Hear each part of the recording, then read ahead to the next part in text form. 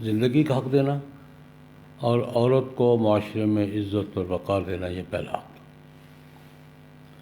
دوسرے نمبر پر میں ذکر کرنا چاہوں گا کہ خاندان کی نظام بنیاد چونکہ نکاح پر ہوتی ہے، نکاح کی کون سی صورتیں رائج تھیں، اسلام نے کون سی باقی رکھی ہیں، کون سی ختم کی ہیں۔ ام المومنین حضرت عائشہ رضی اللہ تعالیٰ عنہ، بخاری کی روایت ہے، فرماتی ہے کہ جاہلیت کے زمانے میں کان نکاح علی اربعۃ انحاء، 4 قسم کا نکاح عرفاً جائز تصور ہوتا تھا۔ 4 قسم کا ام المومنین بیان فرماتی ہیں۔ روایات کے تتبع سے اس وقت جس نکاح کو جائز سمجھا جاتا تھا، یعنی میاں بیوی کے تعلق کو جائز سمجھا جاتا تھا، اور اس کے نتیجے میں پیدا ہونے والی اولاد کا نسب تسلیم ہوتا تھا، 2 بنیادیں ہیں۔ یعنی جائز کیا سمجھا جاتا تھا کہ میاں بیوی کا تعلق کیا جائز ہے، معاشرہ جائز سمجھتا تھا، اس کو نکیر نہیں ہوتی تھی۔ اور دوسری بات، اس کے نتیجے میں اگر کوئی بچہ بچی پیدا ہوئی تو وہ نسب تسلیم ہوتا تھا۔ میں نے جو تتبع کیا روایت کا 7 قسم کے تھے، 7 قسم کے مرد اور عورت کے وہ تعلق اس معاشرے میں جائز سمجھے جاتے تھے اور ان کے نتیجے کو نسب بھی تسلیم کیا جاتا تھا۔ وہ ان میں سے 2 اسلام نے جائز قرار رکھے ہیں اور باقی ختم کر دیا۔ ام المومنین جس کا ذکر کرتی ہیں، پہلے وہ 4 ذکر کر دیتا ہوں۔ فرماتی ہیں کہ جاہلیت کے زمانے میں ایک تو نکاح یہی تھا جو ہمارا میاں بیوی کا نکاح ہوا ہے اور گواہوں کی موجودگی میں خطبہ کے ساتھ، خطبہ کے ساتھ، اور وہ اب تک قائم ہے۔ اس کی تفصیل کی ضرورت نہیں ہے، وہ بھی وہی اسلام نے وہی قائم رکھا ہے۔ ایک تھا نکاح متعہ،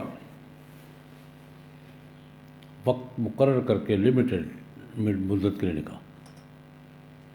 وہ لمیٹڈ مدت 10 سال کی ہو یا 10 دن کی ہو یا 10 گھنٹوں کی ہو، وہ لمیٹڈ ہے۔ اس کو نکاح متعہ کہتے ہیں۔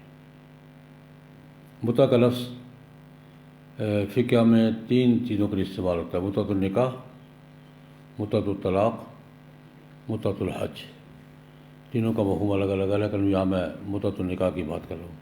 متعۃ النکاح، وقت مقرر کر کے نکاح کرنا، جائز تسلیم ہوتا تھا اور کوئی نکیر نہیں تھی، اور نسب بھی، نتیجہ بھی تسلیم ہوتا تھا کہ نسب بھی تسلیم ہوتا تھا۔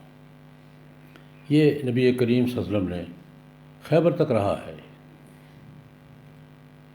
بخاری شریف کی روایت کے مطابق خیبر تک یہ سلسلہ رہا ہے۔ خیبر میں حضور نے 2 چیزوں کی ممانعت کا اعلان فرمایا۔ ایک یہ نکاح متعہ، جب جو نکاح بھی ہوگا دائمی ہوگا، وقت تعین کر کے نہیں ہوگا، اور دوسرا ان لحوم الحمر الاہلیہ انسیہ، لوری گدے یہ حرام ہے۔ گدھوں کی حرمت کا یہ 2 اعلان کیا، اس نے 2 چیزیں حرام قرار دی، انڈیا الٹوا دیں، یہ کیا۔ پھر ایک غزوے کے موقع پر تھوڑی سی دن رخصت دی، لیکن پھر حرمت قطعی ہو گئی۔ یہاں ایک بات ذہن میں رکھیں، علماء کرام ہیں، کہ یہ جو درمیان میں تھوڑی سی سہولت ملی تھی نا ایک جنگ میں، اس سے بعض لوگوں کو مغالطہ رہا، اور بعض صحابہ بھی مغالطے میں رہے۔ حضرت عبداللہ ابن عباس رضی اللہ تعالیٰ عنہ خاص سے عرصے کے بعد انہوں نے رجوع کیا، ورنہ وہ نکاح متعہ کے جواز کے قائل تھے۔ روایات میں جھگڑے نہ پڑنا، وہ نکاح متعہ کے جواز کا آخر عمر میں انہوں نے رجوع کیا تھا۔ ان کا عمر بن عزیز سے مناظرہ بھی منقول ہے، غالباً بخاری میں یہ ذکر ہے۔ خیر وہ اس تفصیل میں نہیں جاتا، لیکن یہ جائز سمجھا جاتا تھا، پھر حرام ہو گیا۔ حرمت کا اعلان خیبر پہ ہوا، پھر ایک جنگ غزوہ اوطاس میں غالباً اجازت ملی، لیکن پھر اس کے بعد حرمت قطعی ہو گئی۔ تو حضرت عائشہ فرماتی ہے کہ ایک نکاح کی صورت نکاح متعہ تھی، نبی کریم صلی اللہ علیہ وسلم اس کی ممانعت فرمائی۔ اب بہت سی باتیں کہنا پتہ نہیں مناسب ہوتی ہے کہ کرنی پڑتی ہیں۔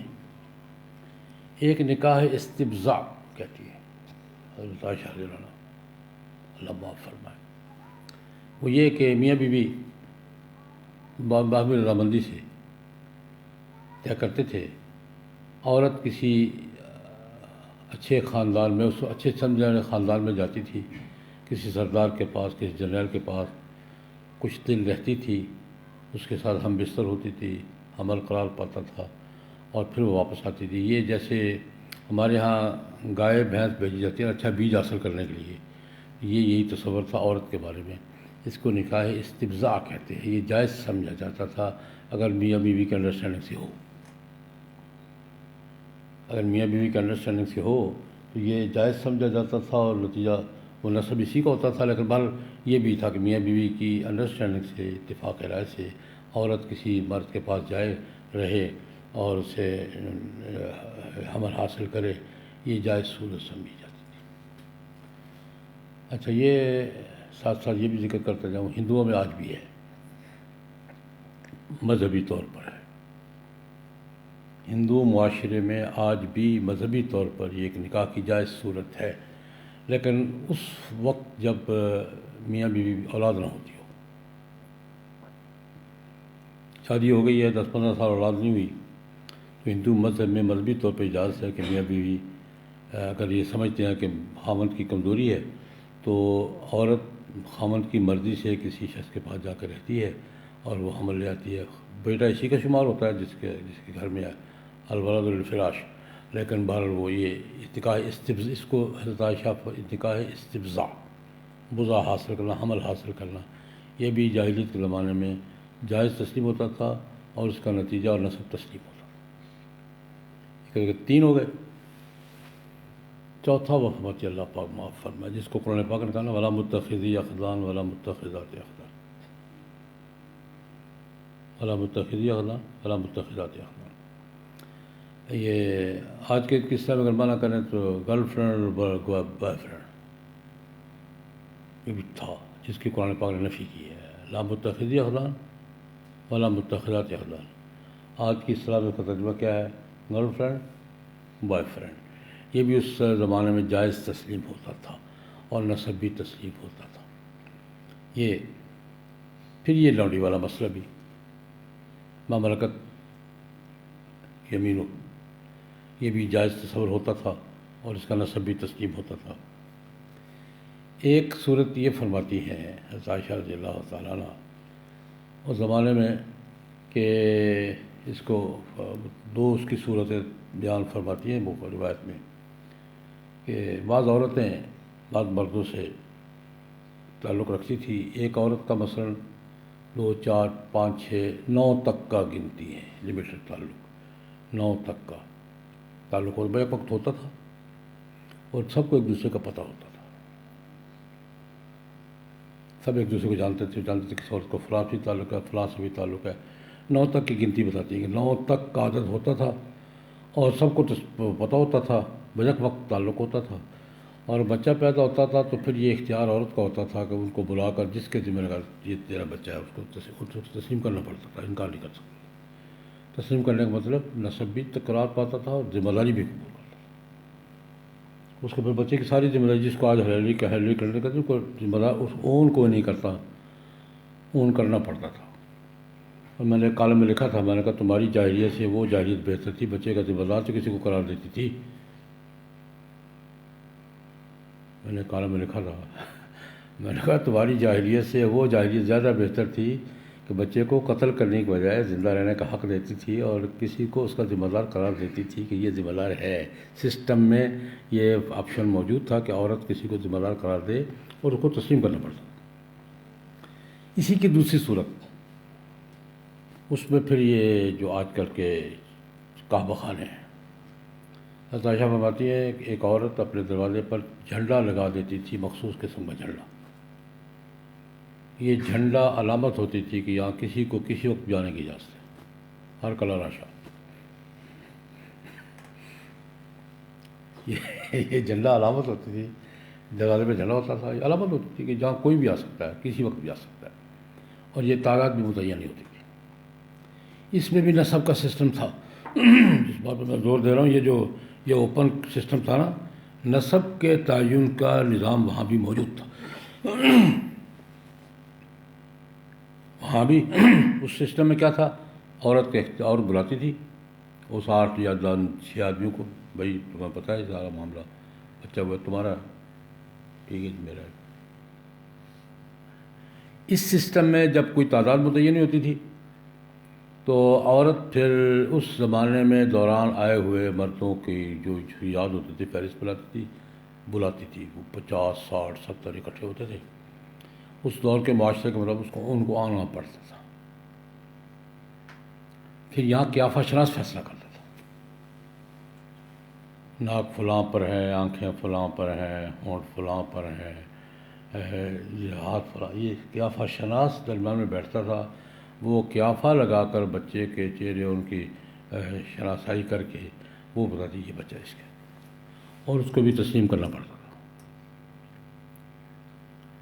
یہ 5 6 7 صورتیں جاہلیت کے زمانے میں یہ وہ تھیں جو جائز تصور ہوتی تھی، جن کا نتیجہ بھی تسلیم ہوتا تھا. ایک صورت اور بھی بخاری شریف کی روایت کے مطابق جائز تصور ہونے والی صورتوں میں، کسی عورت کے ہاں بچہ پیدا ہوا ہے، اپنے خاوند کے گھر میں ہے، وہ کسی نے دعویٰ کر دیا کہ بچہ تمہارا نہیں میرا ہے، باہر سے کوئی دعویٰ کرتا ہے یہ بچہ نہیں پتہ میرا ہے. عورت اگر تسلیم کر لیتی تھی تو اس کا تصور ہوتا تھا، اللہ سے مس سے ہوتا تھا. یہ بھی ایک صورت جائز بھی، بچہ کسی کے یہاں پیدا ہوا ہے، کسی باہر کے کسی مرد نے دعویٰ کر دیا کہ یہ بچہ میرا ہے، عورت اگر تسلیم کر لے تو، اور اگر تصدیق کرتے تو بچہ اس کا دعویٰ کرنے والے کا ہوتا تھا. اس پہ ایک بڑا مشہور کیس ہے بخاری شریف میں، بڑی تفصیل اس کی. سعد بن ابی وقاص رضی اللہ عنہ کے ساتھ یہ واقعہ پیش آیا. یہ فتح مکہ پر ایک نوجوان مکے میں انہوں نے سعد بن ابی وقاص کے بھائی تھے عتبہ بن ابی وقاص، کفر کی حالت میں فوت ہوئے. انہوں نے سعد کو یہ وصیت کے بخاری کی روایت کا خلاصہ عرض کر رہا ہوں. سعد بن ابی وقاص کے بھائی عتبہ بن ابی وقاص نے بھائی کو وصیت کر رکھی تھی کہ فلاں خاندان میں جو بچہ پیدا ہوا نا وہ میرا ہے، میرا بیٹا ہے، تمہارا بھتیجا ہے، جب موقع ملے قابو کر لینا. یہ فتح مکہ پر ان کو قابو چڑھ گیا. وہ بچہ نوجوان تھا، قابو کر لیا کہ تو میرا بھتیجا ہے. جاہلیت کے رواج کے مطابق بھتیجا بنتا تھا. وہ جن کے ہاں پیدا زما، حضرت سودا بنت زما کے والد ہیں، زما کے ہاں جو اس کی لونڈی سے بچہ پیدا ہوا تھا وہ زما کا نہیں تھا، میرا ہے، تم کو جب قابو آیا کر لینا. اچھا سعد بن وقاص نے قابو کر لیا. اب اس کے زما کے بیٹے یہ عبد بن زما، حضرت سودا کے بھائی، وہ کہتے میرا بھائی ہے، بھائی میرے باپ کی فراش پہ پیدا ہوا ہے، میرے باپ کی لونڈی کا بیٹا ہے، میرے گھر میں پیدا ہوا ہے، تم کون ہو؟ یہ کہ میرے بھائی نے وصیت کی تھی وہ میرا بیٹا ہے، تم اس کو قابو کر لینا. اب سعد بن ابی وقاص اور عبد بن زما دونوں صحابی ہیں رضی اللہ تعالیٰ عنہ. ان دونوں کا جھگڑا ہو گیا اس لڑکے پر. وہ کہتے میرا بھتیجا ہے میں لے جاؤں گا، یہ کہتے میرا بھائی ہے میں رکھوں گا. اب اس پر یہ مقدمہ پیش ہے جناب نبی کریم صاحب. اور صورت یہ تھی کہ جاہلیت کے زمانے میں یہ تسلیم ہوتا تھا. اس پر ایک کیس کا اور حوالہ دوں گا، ہمارے یہاں بڑا متنازع کیس ہے، زیاد بن ابی سفیان یا زیاد بن ابی وہ بھی یہی کیس ہے، لیکن میں اس کی تفصیل میں نہیں جان رہی. ہمارے مقدمات میں زیاد بن ابی سفیان حضرت معاویہ کے ساتھ جو تھے زیاد تھے ان کے گورنر، یہ زیاد بن ابی سفیان ہے، یہ زیاد بن ابی ہے. یہ ہمارے یہاں بھی جھگڑا چلتا ہے. پر بیس یہ تھی، نبی کریم صلی اللہ علیہ وسلم کے سامنے عبد بن زما نے کیس پیش کیا، رسول اللہ میرے باپ کی لونڈی تھی، اس کے یہاں پیدا ہوا، میرے باپ کے گھر میں بولے تھا اعلیٰ فراش ابھی، میرے باپ کے بستر پہ پیدا ہوا ہے. ساتھ کہیں یا رسول اللہ میرا بھائی مرنے سے پہلے مجھے وصیت کر گیا تھا کہ وہ لونڈی کا بچہ میرا بیٹا ہے، قابو کر لینا. اس موقع پر جناب نبی کریم صلی اللہ علیہ وسلم نے فیصلہ دیا، فرمایا الولد للفراش وللعاہر الحجر، بچہ جس کے بستر پہ پیدا ہو نسب اس کا ہوگا، زانی کو نسب نہیں ملے گا، پتھر پڑیں گے۔ میں اس جملے کو تعبیر کرتا ہوں کہ نبی کریم صلی اللہ علیہ وسلم نے نسب کا قانون تبدیل کر دیا، زنا کو نسب کا سبب تسلیم کرنے سے انکار کر دیا۔ یہ خالی ایک جملہ نہیں ہے، پورے سسٹم کی تبدیلی ہے، نسب کے پورے سسٹم کی تبدیلی ہے۔ الولد للفراش وللعاہر الحجر، بچے کا نسب کس کا ہوگا؟ صاحب فراش کا، اور عاہر زانی جس رنگ میں بھی آئے اس کو نسب نہیں ملے گا، اس کو کیا ملے گا؟ پتھر ملیں گے۔ میں اگر کہتا ہوں حضور نبی کریم صلی اللہ علیہ وسلم نے اس جملے کے ساتھ پورا جاہلیت کا سسٹم تبدیل کر دیا کہ آج کے بعد زنا کسی نسب کا سبب نہیں بنے گا۔ جاہلیت کے زمانے میں زنا نسب کا سبب، نکاح جو دور میاں بیوی تسلیم کر لیتے تھے وہ نسب کا سبب ہوتا تھا۔ میری بات سمجھ آئی ہے؟ جاہلیت کے دور میں زنا نسب کا سبب تسلیم ہوتا تھا، آج بھی ہوتا ہے۔ اس زمانے میں دعوے سے یا کافے سے فیصلے ہوتے، آج کل ڈی این ٹیسٹ سے ہوتے ہیں۔ مغرب میں کوئی عورت دعویٰ کر دے کہ یہ میرا بچہ فلاں مرد کا ہے تو فیصلہ کیسے کرتے ہیں؟ کوئی دعویٰ کر دے کہ یہ بچہ میرا ہے تو فیصلہ کیسے کرتے ہیں؟ ڈی این ٹیسٹ سے۔ لیکن ڈی این ٹیسٹ رپورٹ اگر پازیٹیو آ جائے تو وہ بچہ اس کا ہو جاتا ہے۔ اگر یہ ہمارے یہاں نہیں ہو رہا ہے، کیس ہمارا پھنسا ہوا ہے، لیکن اگر ڈی این ٹیسٹ پازیٹیو آ جائے یہ دعویٰ ٹھیک ہے تو نسب کس کا ہو جاتا ہے؟ جس کے حق میں رپورٹ آ گئی۔ آج کل جدید ترین قانون یہ ہے۔ اس زمانے میں بھی زنا نسب کا سبب تسلیم ہوتا تھا، نبی کریم صلی اللہ علیہ وسلم نے اس کی نفی فرما دی کہ آج کے بعد زنا نسب کا سبب نہیں ہوگا۔ اتنی بڑی تبدیلی ہے، یہ اتنی بڑی تبدیلی ہے کہ پورا سسٹم بدل دیا، پورا سسٹم چینج کر دیا کہ آج کی ساری جتنی صورتیں سب ختم ہو گئی، وہ گینگ ریپ کی بھی اور جھنڈے والی کی بھی اور وہ سارے متخذ اخلان بھی، متخذات اخلان بھی، وہ سارے سب ختم ہو گئے۔ ایک وللعاہر الحجر کے جملے میں سارے ذبح ہو گئے۔ چنانچہ حضرت عائشہ فرماتی ہیں کہ نبی کریم صلی اللہ علیہ وسلم نے دائمی نکاح جو مروج ہے اور ما ملکت ایمانکم ان کے سوا باقی سب کی نفی فرمائی۔ جتنی صورتیں 5، 6، 7 میں نے گنی ہیں وہ ساری صورتوں کو انہوں نے کیا فرما دی؟ 2 کو باقی رکھا، ایک نکاح دائمی کو اور دوسرا کس کو؟ ما ملکت ایمانکم۔ قرآن پاک نے بھی یہی کہا، قد افلح المؤمنون الذین، جو قرآن پاک نے فرمایا کہ والذین هم لفروجہم حافظون، مومنین کی صفات بیان کرتے ہوئے قرآن پاک نے کیا کہا؟ والذین هم لفروجہم حافظون الا علی ازواجہم او ما ملکت ایمانہم فانہم غیر ملومین فمن ابتغى وراء ذلک۔ یہ وراء بہت لمبا ہے، قرآن پاک نے یہ اصول قطعی بیان کر دیا، والذین هم لفروجہم حافظون الا علی ازواجہم او ما ملکت ایمانہم فانہم غیر ملومین فمن ابتغى وراء ذلک، وراء ذلک اولئک هم العادون۔ ان 2 کے علاوہ باقی جو صورت بھی ہے وہ عادون کی، مجرمین کی ہے، جرم ہے، حرام ہے، منع۔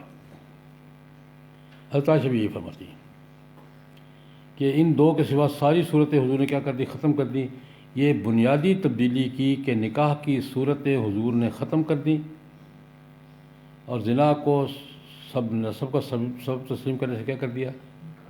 انکار کر دیا، اور ایک 2 صورتوں میں لا کر اس کو محدود کر دیا، یہ نکاح میں، باقاعدہ شادی میں، اور ما ملکت ایمانہم۔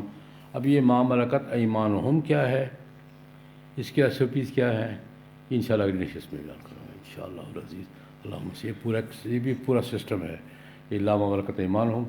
اب 2 جائز ہیں، باقی سب کیا ہے؟ ناجائز ہیں۔ اللہ پاک کے نبی کریم نے یہ تبدیلی پیدا کی تھی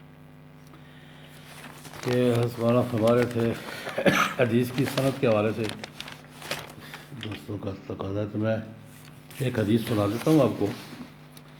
میرے حدیث کے اساتذہ ہیں، اصل تو والد محترم ہیں، والد میرے 4 تعلیمی استاد 4 ہیں جن سے میں نے پڑھی ہے۔